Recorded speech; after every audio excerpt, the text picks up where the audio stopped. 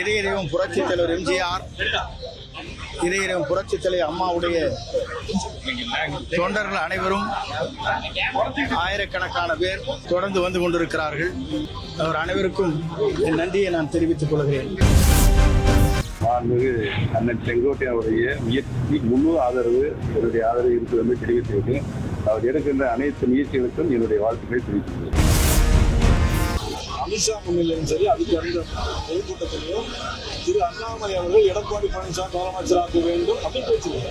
உறுதியா சொல்றேன், நாங்க கூட்டணியில் இருக்கிறோம். இப்பவும் சொல்றேன், டிடி சாரை போய் பார்க்கணுமா பேசணுமா நான் ரெடி, தயார். அண்ணன் ஓபிஎஸ் போய் பார்க்கணுமா நான் தயார். சும்மா அரசியலுக்காக அவர் புருடா விடுறார். அவருடைய மனநிலை அது அல்ல.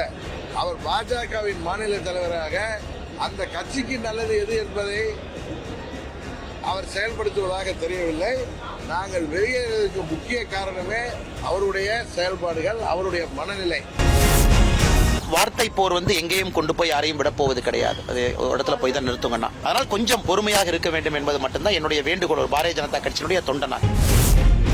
பல மாநிலங்களில் அவங்க கூட்டணியில் இருக்கிற இயக்கங்களில் சில பிளவுகளை அவங்க ஏற்படுத்தியிருக்காங்க. அந்த சந்தேகத்தின் அடிப்படையில் இப்போ அதிமுகவை பொறுத்த வரைக்கும் இந்த பிரச்சனைக்கு பாஜக காரணமாங்கிற ஒரு சந்தேகம் வருது. ஆனால் அது உண்மையா பொய்யான்னு தெரியல. இந்த கட்சியை எவ்வளவோ பேர் உடைக்க பார்க்கறாங்க, முடக்க பார்க்கறாங்க. அத்தனையும் உங்கள் துணையோடு தாமதப்படி ஆக்கிட்டு இருக்கிறோம்.